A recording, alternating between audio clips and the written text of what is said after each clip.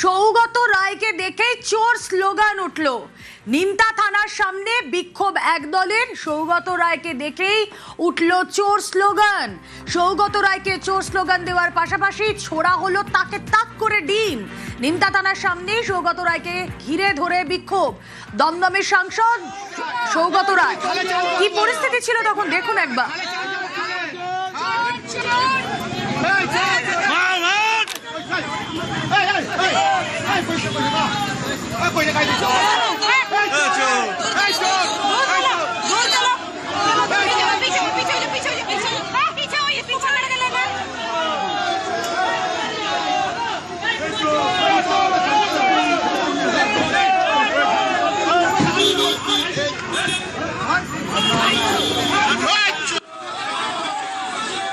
আর তাকে দেখে এভাবেই ওঠে চোর চোর স্লোগান। দমদমের সাংসদকে নিজের সংসদীয় ক্ষেত্রে এভাবে বিক্ষোভের মুখে পড়তে হলো।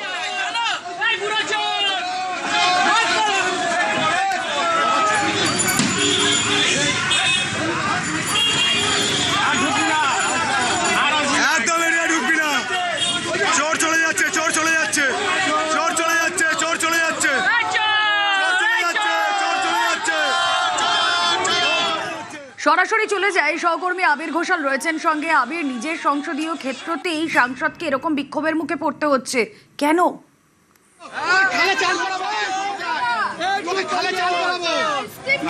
গোটা ঘটনার প্রেক্ষিতে সৌগত রায় তিনি ক্ষুণ্ণ, তবে এই ধরনের পরিস্থিতির শিকার তাকে তার দমদম লোকসভা কেন্দ্রের মধ্যে হতে হয়নি। দমদম লোকসভা কেন্দ্রের মধ্যে তৃণমূল কংগ্রেসের বিধানসভা নির্বাচনের ফল কার্যত তার ভরাডুবি হয়েছে এবং তার অভিযোগ যেটা ছিল সেটা হচ্ছে যে দলীয় যারা কাউন্সিলররা রয়েছেন বা দলের কর্মীরা যারা রয়েছেন তার বক্তব্য অনুযায়ী তারা আক্রান্ত হচ্ছিলেন। তিনি তাদের পাশে দাঁড়াতে গিয়েছিলেন এবং সে কারণে তিনি নিমতা থানায় পুলিশের সঙ্গে আলোচনা করতে গিয়েছিলেন যাতে তাদের দলের কর্মীদের সাথে এই ধরনের আচরণ করা না হয়। তার বক্তব্য, তিনি যখন ভেতরে বৈঠক করছিলেন সে সময় বাইরে থেকে স্লোগান দেওয়া হয়, থানার সামনে ভিড় জমতে শুরু করে। তো তিনি আলোচনা শেষের পর তিনি বেরিয়ে আসেন এবং তাকে ঘিরে চোর চোর স্লোগান দেওয়া হয়। তার বক্তব্য যে তিনি পাল্টা যারা চোর স্লোগান দিচ্ছিলেন তাদেরকে উদ্দেশ্য করে জিজ্ঞাসা করেন যে কেন চোর স্লোগান দেওয়া হচ্ছে, কি চুরির সঙ্গে তিনি সংযুক্ত রয়েছেন এবং তার অভিযোগ যে সে সময় তাকে উদ্দেশ্য করে অশ্লীল অঙ্গভঙ্গি করা হয় এবং তারপর তিনি তার গাড়িতে ওঠেন। তিনি যখন গাড়িতে ওঠেন তখনই ছবিতেও যেমন দেখতে পাওয়া যাচ্ছে যে তার গাড়ি লক্ষ্য করে একের পর এক ডিম ছোড়া হয়।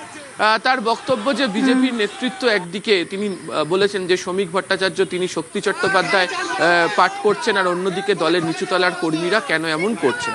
তবে যেহেতু একটা অংশের বক্তব্য যে যারা এই বিক্ষোভের ঘটনার সঙ্গে জড়িত তারা কি বিজেপি কর্মীরাই বিক্ষোভ দেখিয়েছেন নাকি বিক্ষুব্ধ তৃণমূল কংগ্রেসের যারা রয়েছেন তারা দেখিয়েছেন। সৌগত রায়ের বক্তব্য যে বিজেপি কর্মীরাও নাকি সেখানে ছিলেন এবং প্রয়োজনে তিনি তথ্য প্রমাণ তুলে দেবেন। কিন্তু যেটা আলোচনার কেন্দ্রতে সেটা হচ্ছে যে অনেক জায়গাতেই অভিযোগ হচ্ছে যে তৃণমূল কংগ্রেসের নেতারা তারা ঘর ছেড়ে বেরোচ্ছেন না, কর্মীদের পাশে দাঁড়াচ্ছেন না। অনেকেই বলছেন তারা রাস্তাতে নেমে গেলে তাদেরকে দেখে স্লোগান দেওয়া হচ্ছে, যেমন সৌগত রায়কে উদ্দেশ্য করে চোর চোর স্লোগান দেওয়া হচ্ছে। বিজেপি তলাস্তরে কোনো নিয়ন্ত্রণ নেই। আমাদের কর্মীদের উপর বিশরপাড়া এলাকায় নিমতা থানার আক্রমণ হচ্ছিল। আমাদের 8 জন কাউন্সিলরের বাড়ি আক্রমণ করা হয়েছে। তাই নিয়ে ওরা ডেপুটেশন দিতে গিয়েছিল, আমারও থাকতে বলেছিল, আমি গিয়েছিলাম। আইসির সঙ্গে আলোচনাও হলো। কে জানি না বিজেপির গুন্ডাদের খবর দিয়েছে, তারা এসে বাইরে স্লোগান দিল। আমি শুনলাম বেরোবার পথে কয়েকটা লোক চোর চোর বলছিল, একটা মহিলাও ছিল। স্লোগান যখন দিচ্ছে আমি বললাম কে চোর আর কি প্রমাণ আছে তোমাদের? ওরা কিছু জবাব দিল না, অশ্লীল অঙ্গভঙ্গি করতে লাগলো। তখন আমি গাড়িতে গিয়ে উঠলাম। গাড়িতে ওঠার পর ওরা গাড়ি লক্ষ্য করে 4-5টা ডিম ছুঁড়ল। আমাকে বললো যে ওরা এক ট্রে ডিম নিয়ে এসেছিল। আমি সর্বাঙ্গীনভাবে একে নিন্দা করি, কিন্তু এগুলো করে আমার দাবিয়ে রাখা যাবে না। এটা ওদের নেতারা উস্কে দিয়েছে, শিখিয়ে দিয়েছে। আর নিশীথ প্রামাণিক এই গোটা ঘটনার নিন্দা করেছে। আমি মনে করি কাউকে এইভাবে ব্যক্তিগত আক্রমণ করা উচিত নয়, কিন্তু এরা যে ধরনের ঘটনা ঘটিয়েছে বিগত দিনে সাধারণ মানুষ তাদের ক্ষোভ বেরিয়ে আসছে। তবে আমি বলবো যে এই অবস্থাতে সবাইকে সংযত থাকা উচিত। আমরা ভারতীয় জনতা পার্টির সরকার প্রতিষ্ঠিত হওয়ার পরে আইনের শাসন আবার ফিরে এসছে, শান্তি আবার ফিরে এসছে, ল অ্যান্ড অর্ডার আবার ফিরে এসছে। আমি বলবো যে ব্যক্তিগত আক্রমণ থেকে সাধারণ মানুষকে দূরে থাকবে।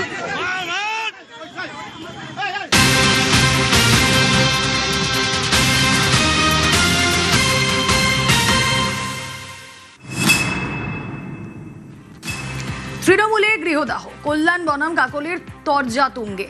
কাকলির নামে আপত্তিকর মন্তব্যের অভিযোগ, কল্যাণের বিরুদ্ধে আইনি পদক্ষেপের হুঁশিয়ারি বারাসতের তৃণমূল সাংসদের ছেলের। কাকলির বিরুদ্ধে নারদের ফাইল খোলার আবেদন জানিয়ে স্পিকারকে চিঠি দেওয়ার তোড়জোড় কল্যাণের।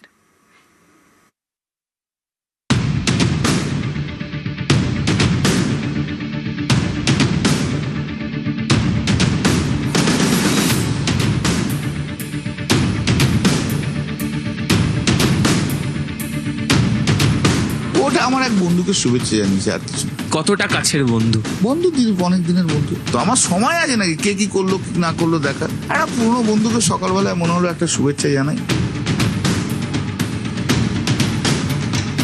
মনে করলাম যে এই অস্বচ্ছতার বিরুদ্ধে, প্রাতিষ্ঠানিক দুর্নীতির বিরুদ্ধে সর্বস্তরে নিশ্চয়ই কিছু বলার প্রয়োজন আছে, কোনো একটা পদক্ষেপ নেওয়ার প্রয়োজন আছে। প্রাতিষ্ঠানিক দুর্নীতি যদি হয়ে থাকে তাহলে 4 মের আগে মুখ খুললো না কেন? আগে বলতে পারতো। সেই দুর্নীতির মধ্যে তো ওনার নামও রয়েছে। প্রাতিষ্ঠানিক দুর্নীতির মহারানী উনি। 5 লাখ টাকা নারদাতে কে খেয়েছিল? কাকলি বস্তুতে নিয়েছে। যুদ্ধ করতে করতে লড়াই সংগ্রাম করতে করতে জীবনের সবকিছু শেষ করে দিয়েছি শুধু গণতন্ত্রের প্রতিষ্ঠা করতে এই রাজ্যে। পশ্চিমবাংলায় প্রথম সিন্ডিকেট কথা উঠেছিল রাজারহাট মিউনিসিপ্যালিটিতে, তখন রাজারহাট মিউনিসিপ্যালিটি ছিল, তখন সিন্ডিকেটের নাম উঠে এসেছিল। সেই সিন্ডিকেট কারা চালিয়েছিল? উনি অনেক কথা আমার সম্বন্ধে বলছেন নাম না করে। ওনার মুখ কি?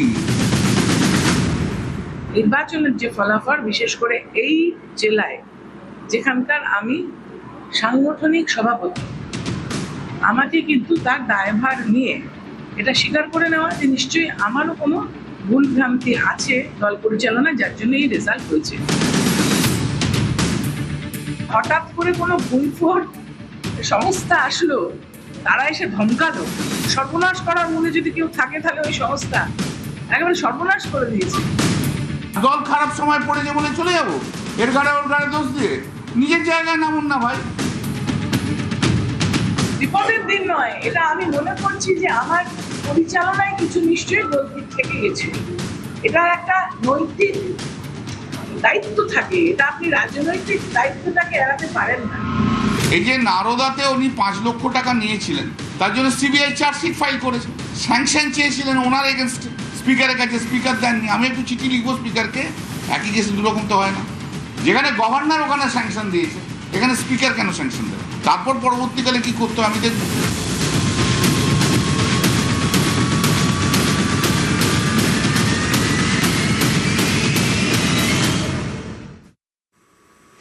তৃণমূলে অনাস্থা প্রকাশ করেছে বাংলার মানুষ। তৃণমূল দলটাই আর থাকবে না, নিউজ 18 বাংলাকে জানালেন তৃণমূল সাংসদ সুখেন্দু শেখর রায়। তৃণমূল কংগ্রেসের রাজনৈতিক ভবিষ্যৎ কি? কোনো ভবিষ্যৎ নেই। মানুষ যেভাবে 2011 সালে সিপিএমকে পরিত্যাগ করলো, তখন কেউ জানতো না তৃণমূল ভালো হবে না খারাপ হবে, কিন্তু মানুষের এটা ছিল সিপিএম যাক। এই যে রায় হলো এবার, মানুষ এটাই সিদ্ধান্ত নিয়েছে। 15 বছর তো দেখলাম আর না, অনেক হয়েছে, এবার যাও। মানুষ একদম ক্ষুব্ধ বললে কম বলা হয়, অনাস্থা প্রকাশ করেছে বাংলার মানুষ। তো তৃণমূল দল আর থাকবে না।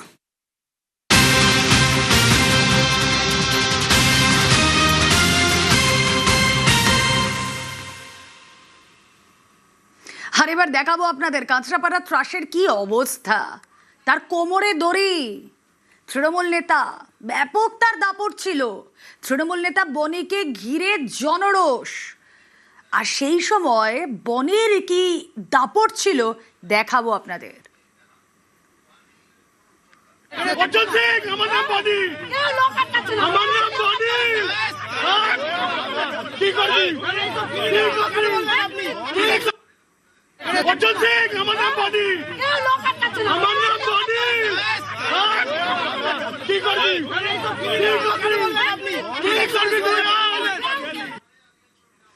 অভিজিৎ রায় ওরফে বনি, সেই বনির দাপট কতটা সেটা তো আপনারা দেখলেন। অর্জুন সিংকে আঙুল তুলে বলছেন তার নাম বনি। আরে তার নাম বনি তো কি হলো? কি হলো এবার দেখুন। জনরোষ তাকে ঘিরে, কাঁচরাপাড়ায় বনিকে দেখে জনরোষ, চোর চোর স্লোগান। ধৃত তৃণমূল নেতার কোমরে দড়ি বেঁধে ঘোরালো পুলিশ। কাঁচরাপাড়ার যুব তৃণমূল নেতা অভিজিৎ রায়। কাঁচরাপাড়া জুড়ে বনির দৌরাত্ম্যের অভিযোগ। বনিকে হাফ প্যান্ট পরিয়ে কোমরে দড়ি বেঁধে ঘোরালো পুলিশ। দেখুন সেই দাপুটে বনির এখন কি অবস্থা।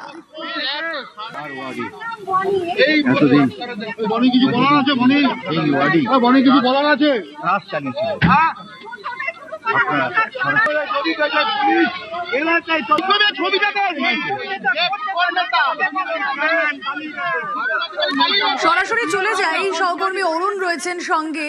অরুণ, আঙুল উঁচিয়ে নিজের পরিচয় দিতেন, এলাকায় তার ব্যাপক দাপট ছিল, কিন্তু আজ জনরস কেউ ঠেকাতে পারলো না। এই বনের বিরুদ্ধে সাধারণ মানুষের এত ক্ষোভ কেন? দেখো, 2024 সালে কিন্তু এই বনির উত্থান, তখন এই লোকসভা ভোটের সময় অর্জুন সিংয়ের সঙ্গে তর্ক বিতর্কে জড়িয়ে বনি কিন্তু নামে আসে।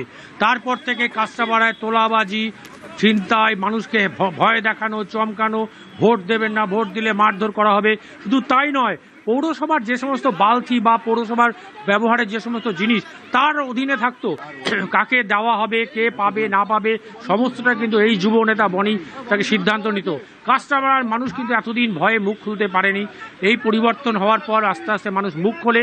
আজ যখন বনিকে তারা পাস পেয়ে কিন্তু মন্দারমণিতে পালিয়ে গেছিল বনি, তারপর তাকে পুলিশ রিমান্ডে নিয়ে এসে বীজপুরের পুলিশ তাকে আজকে কোমরে দড়ি বেঁধে যখন ঘোরায়, এলাকার লোক তখন এতটাই ক্ষিপ্ত ছিল, তাকে বনিকে দেখে চোর চোর স্লোগান দিতে থাকে। শুধু তাই নয়, তাকে বনির বিরুদ্ধে একাধিক অভিযোগ কিন্তু এলাকার মহিলারাও তুলে ধরেন। বনি কিভাবে অত্যাচার করেছে, কি করেছে, সমস্ত কিন্তু এলাকার বাসীরা তুলে ধরেন। এই বনি কিন্তু পরে যখন নিয়ে যাওয়া হয় তখন বনি বলতে থাকে যে আমি কিছু করলাম না, নেতারা করলো, আমাকে ফাঁসি দেওয়া হলো। এই যে বক্তব্য, এর পিছনে কারা রয়েছে, কে রয়েছে, কিন্তু বনির এত বড় সাহস কিন্তু ছিল না। এরপর থেকে বনি এতটা দাপট, এলাকার মানুষ ভয়ে কিন্তু বনির মুখ খুলতো না। আজ তার পরিণাম হাতে নাতেই পাওয়া গেল। ওকে, কোন পদে আছে? যুব সভাপতি তৃণমূল কংগ্রেসের যারা নেতা তারা পালিয়ে গেছে, যারা চুরি করেছে তারা পালিয়েছে। আমি চুরি করিনি, সেই জন্য এখনো আছি। চুরি করেছে কমল অধিকারী, নেই জানি না কোথায়।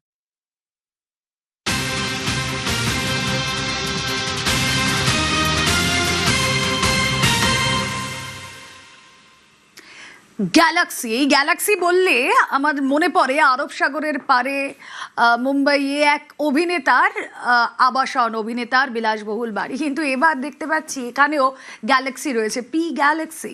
আর এই যে বাড়ি দেখছেন, উপপ্রধানের গ্যালাক্সি, পঞ্চায়েত উপপ্রধানের প্রাসাদ। উত্তর 24 পরগনার বন্দিপুর পঞ্চায়েতের উপপ্রধান গ্রেপ্তার। দেখুন তার বিলাসবহুল সেই বাড়ির ছবি, উপপ্রধানের গ্যালাক্সি।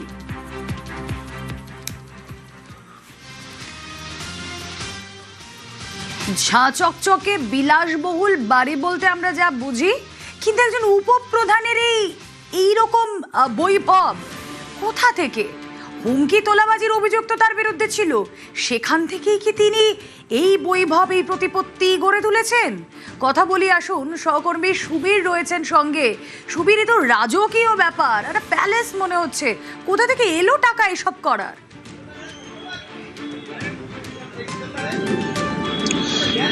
দেখো, সাধারণ কর্মী থেকে বন্দিপুর পঞ্চায়েতের উপপ্রধান এবং তারপর ব্লক সভাপতি, এবং একের পর এক হুমকি তোলাবাজির ঘটনা তো রয়েছেই। পাশাপাশি কল্যাণী এক্সপ্রেসওয়ের ধারে যে সমস্ত জমি, সেই সমস্ত জমি বিক্রির মাধ্যমে কিন্তু মোটা অঙ্কের টাকা তার কাছে আসে, এবং সেই জায়গা থেকে বিভিন্ন রকম অসামাজিক কাজকর্ম যারা করে, সে দুষ্কৃতী, তাদের সঙ্গে কিন্তু প্রভাব প্রতিপত্তি, তাদের সঙ্গে যোগাযোগ, এই জায়গা থেকে তার এই প্রভাব এই আয় উৎস, এবং সেই জায়গা থেকে সে কোনো কাজকর্ম করেন না। তাহলে সেই জায়গা থেকে এত টাকা আসলো কোথা থেকে? এই জমি বাড়ি বিক্রি করে সেখান থেকে যে মুনাফার টাকা, সেই মুনাফার টাকা থেকে কিন্তু এই রকম সম্পত্তি করেছেন প্রসেনজিৎ শাহ, এমনটাই কিন্তু অভিযোগ। এবং স্থানীয় বাসিন্দারা তারা বলছেন যে জমি যদি কেনা বেচা করতে হয় তাহলে উপপ্রধানের সঙ্গেই কথা বলতে হবে, তাছাড়া কোনো রকম জমি বাড়ি বা কেনা বেচা করতে তারা পারতেন না, এমনটাই তারা অভিযোগ করছেন। এবং প্রাসাদের ভেতর অর্থাৎ মোড়লপাড়া এলাকায় প্রসেনজিৎ শাহর যে প্রাসাদতম অট্টালিকা, তার ভেতরের ছবি দেখলেই পরিষ্কার বোঝা যাচ্ছে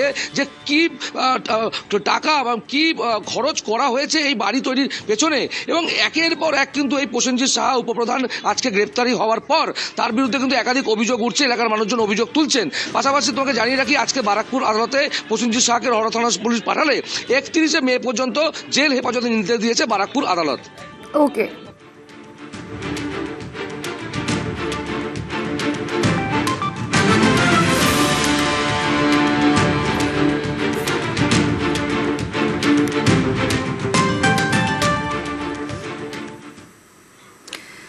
টাকা মাটি, মাটি টাকা, আর উল্টে দিলে টাকায় মাটি, মাটিতে টাকা। বাদুড়িয়ার তৃণমূল নেতা দীপঙ্কর ভট্টাচার্যকে নিয়ে এখন এছাড়া তো লেখাই যায়, তাই না? মাটিতে টাকা পুঁতেছিলেন তৃণমূলের পুরপ্রধান, আর মাটি খুঁড়তেই বস্তা বস্তা টাকা। আজকের রাজমহলে টাকা মাটি মানুষের গল্প, চুরির টাকা চাষের জমিতে।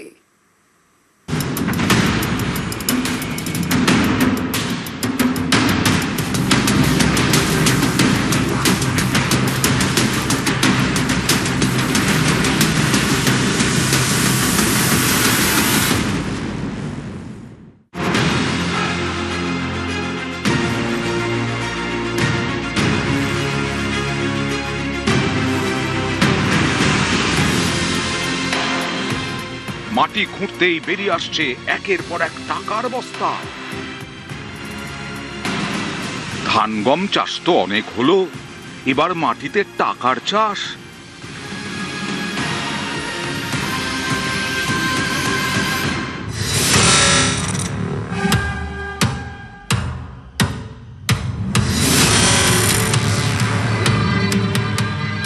এই অসাধ্য সাধন করে দেখিয়েছেন তৃণমূল নেতা দীপঙ্কর ভট্টাচার্য। বাদুড়িয়া পুরসভার পুরপ্রধান। পুরসভা মানেই পুরো পরিষেবা। এই সেবার বিনিময়ে 2 হাতে টাকা লুটেছেন তৃণমূলের দীপঙ্কর। এত টাকা রাখবেন কোথায়? চুরির টাকা, এ কি আর ব্যাংকে রাখা যায়? তাই নিজের পার্টি অফিসের পাশেই পাট জমিতেই এবার টাকার চাষ করেছিলেন দীপঙ্কর। মাটি খুঁড়তেই বেরিয়ে এসেছে দীপঙ্করের কীর্তি। সকালবেলায় যারা চাষ করতে এসেছিল তারা খবর দিয়েছে যে 3-4টে ব্রিফকেস পাওয়া গিয়েছে আর একটা বস্তা। তারপরে পুলিশ এসেছিল এবং একটা সন্দেহ হচ্ছিল যে বোম টোম আছে হয়তো। তারপরে যারা বোম স্কোয়াড সব এসেছিল তারা খুঁজে দেখেছে একটা বস্তায় টাকা পাওয়া গিয়েছে, 1 বস্তা ভর্তি, আর 4টে ব্রিফকেসে একটাই বোধহয় সোনা পাওয়া গিয়েছে। গ্রেপ্তার হয়েছেন বাদুড়িয়া পৌরসভার চেয়ারম্যান দীপঙ্কর ভট্টাচার্য।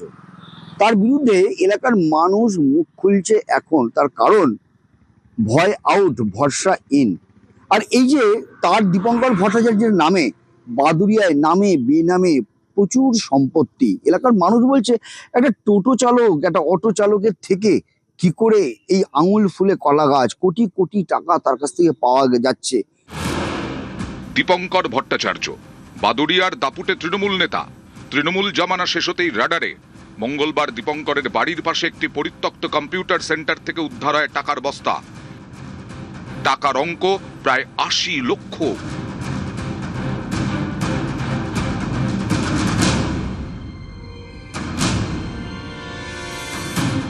পার্টি অফিসের পাশেই বাগান বাড়ি, সেখান থেকে উদ্ধার হয় ত্রাণের ত্রিপল। হ্যাঁ, আমি একটা ত্রিপল চাইতে এসেছিলাম, আমাকে বললো ত্রিপল নেই, ত্রিপল হবে না, আসলেই দেব। তা আমাকে দেয়নি। আমার টিনের চাল ভেঙে চুরে পড়ে গিয়েছিল, ওর সামনেই আমরা আছি। গোডাউন থেকে ত্রিপলের গাদা বেরোলো, গরিব মানুষের জিনিস ও নিজেই বিক্রি করে আত্মসাৎ করেছে, নিজেই সব ভোগ করছে, পাপ বাক্যে ছাড়ে না। ত্রাণের ত্রিপল, আর্তপীড়িত মানুষের সম্বল, আশ্রয়, সব হারাদের সেই সম্বলটুকুও চুরি। অনেকেই বলছেন ধর্মের কল বাতাসে নড়ে। মা বোনরা আছে তাদের কাছ থেকেও তো নিয়েছে তোলাবাজি করে, কারণ বলেছে আমি ঘর দেবো, বলেছে লক্ষ্মীর ভান্ডার করে দেবো, বলেছে বিধবা ভাতা করে দেবো, বৃদ্ধ ভাতা করে দেবো। 17টা ওয়ার্ড ধরে কম মহিলা না? তাহলে এই মহিলা, প্রত্যেকটা মহিলার কাছ থেকে যদি 10,000 20,000 করে নিতে থাকে তাহলে কত টাকা পেতে পারে? কোনো কাজ করেনি। পৌর ভবনটা এখনো সেইভাবেই করা, মানে অর্ধেক করে অর্ধেক ফেলানো। সেসব টাকা তাদের ঘর থেকে বেরাচ্ছে বা তাদের মাঠ থেকে বেরাচ্ছে, জমি থেকে বেরাচ্ছে। দীপঙ্কর ভট্টাচার্য তৃণমূলের স্কলার স্টুডেন্ট, বায়োডেটায় একাধিক জালিয়াতি। শুরুতে অটো চালক, তৃণমূলে যোগ দেওয়ার পরেই রকেট গতিতে উত্থান। আবাসের টাকা ৯/৬, পথশ্রী প্রকল্পের টাকা ৯/৬, পণ্যবাহী গাড়ি থেকে তোলাবাজি, বার্ধক্য ভাতা, বিধবা ভাতা পাইয়ে দেওয়ার নামে তোলাবাজি, ইছামতির বালি চুরির টাকা আত্মসাৎ, ইছামতির মাটি চুরি, বাড়ির প্ল্যান পাসে ঘুষ, হকারদের থেকে তোলাবাজি, একচেটিয়া প্রমোটিং, গুন্ডাগিরি, মারধর, হুমকি। তো প্রচুর সাকরেত আছে, কে কখন কোথা দিয়ে কি করে দেবে আমরা জানি। ছেলেপুলে নিয়ে বাস করি, বেটা ছেলেরা রাত দুপুরে কাছ থেকে বাড়ি ফেরে, তাদের যদি কিছু হয়ে যায় আমাদের সংসার চলবে কি করে? প্রাণনাশের ভয় পাই। দীপঙ্করের বায়োডাটা বেশ জমকালো। অভিযোগ এভাবেই গরিবের টাকা লুটে রাজমহল বানিয়েছেন দীপঙ্কর। দীপঙ্করের বায়োডাটার উল্টো পিঠে হাজার মানুষের চোখের জল, দিনের পর দিন মুখ বুজে অত্যাচারের যন্ত্রণা। অনেকের চোখের জল শুকিয়েও গেছে। অনেকেই ধরে নিয়েছিলেন এই কালো দিনের বোধহয় শেষ নেই, এভাবেই সয়ে যেতে হবে, এটাই বিধির বিধান।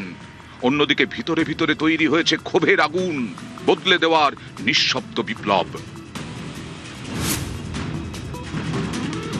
মানে ওর যে কত রকম দুর্নীতি আছে সে মানে ভাষাই বলা যাবে না। হ্যাঁ, এই যে শুধু ঘর না, শুধু আবাস যোজনার ঘরের টাকা মারিং করে না, আরো আছে আর কোটি কোটি টাকা আত্মসাৎ কোথায় এলো? তো খাওয়া হতো না, সব তো গরিবের টাকা। গরিব তো এক পয়সাও পায়নি। আমি জানি গরিবদের একটা ত্রিফল নীতি আসলে 10 দিন এসেও একটা ত্রিফল পেত না। ধর্মের কল তো বাতাসে নড়বেই। সাজা হোক, যে সে সাজার যেন কোনো সেই মাপ না হয়। শোষণের অন্দরেই জন্ম নিয়েছে বিদ্রোহের আগুন। গরিব মানুষের টাকা লুট করে মানুষের টেরপোল, টাকা, সোনা, মানে সবকিছু লুট করেছে। লুট করে তিনি এখন বাঁচানোর জন্য মাঠের মাঝখানে গর্ত খুঁড়ে তার মধ্যে তার ওই জমানো সঞ্চয় সব এক জায়গায় করেছে।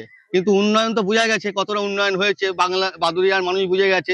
সাধারণ মানুষ যদি একটা বিল বা কোনো কিছু কোনো কাজ নিয়ে যেত, চেয়ারম্যান আগে দরকার ছিল পয়সা। দীপঙ্কর ভট্টাচার্য অটো ড্রাইভার, সেই থেকে লোক ঠকানোর সিকান্দার, টাকার পাহাড়ে বিচরণ। শেষমেশ কাউন্সিলরের দুর্নীতি ফাঁস, আপাতত জেল হাজতে দুর্নীতির অলরাউন্ডার। যত চালাকি তোমার জানতে নাই কো বাকি আর, যত কেরদানি শয়তানি সবই ফাঁক। বাদুড়িয়া থেকে অনুপম সাহা, নিউজ 18 বাংলা। দেখুন, এতদিন আপনাদেরকে দেখিয়েছি এই যে তৃণমূল নেতার পাটক্ষেত, সেখান থেকে উদ্ধার হচ্ছে বস্তা বস্তা টাকা। কিছুক্ষণ আগে আপনাদেরকে দেখালাম রাজপ্রাসাদের মতো বাড়ি তৃণমূল নেতাদের, বাড়িতে সুইমিং পুল। তৃণমূল জামানায় কাউন্সিলর থেকে পঞ্চায়েত প্রধান সব জায়গায় একইভাবে আঙুল ফুলে কলা গাছ হয়েছে। এসব আগে কেন চোখে পড়েনি ক্ষোভ প্রকাশ করছেন সুখেন্দু শেখর রায়। ওরা তো এখানে মন্ত্রিসভা চালাবার জন্য আসেনি, রোজগার করতে এসেছিল। কিন্তু তোলাবাজি যেটা হয়েছে সেটা কারা করেছে? কোনো থানার ওসি লোকাল কাউন্সিলরের সঙ্গে হাত মিলিয়ে প্রমোটারদেরকে বলি করেছে। তুমি যাও যে কোনো গ্রামে, সবচেয়ে বড় বাড়িটা হচ্ছে পঞ্চায়েত প্রধানের বাড়ি, আর সেই লোকটা হয়তো 5 বছর 10 বছর আগে ওই চায়ের দোকানে বসে বিড়ি টানত। সে এসইউভি করে ঘুরে বেড়াচ্ছে, গলায় 5 ভরির হাড়, 10 আঙুলে 10টা হীরের আংটি, আরো কত কি। কার বাড়িতে এখন সুইমিং পুল দেখতে পাচ্ছি। একটা পুলিশ অফিসার 15 বছর একটা থানাতে রয়ে গেল, তারপর ওসি থেকে এসি থেকে ডিসি, এসব হয়ে তার যখন দেশের বাড়িটা দেখালো, আমি চমকে উঠলাম। রাজপ্রাসাদের মতো সেখানে এত জায়গা আছে, ওখানে একটা হেলিপ্যাড বানানো যায় না, এটা কেউ জানতো না, এটা আমি বিশ্বাস করি না। এখন জানতে পারা যাচ্ছে, তখন জানতে পারা গেল, এটা হয় নাকি ওরকম?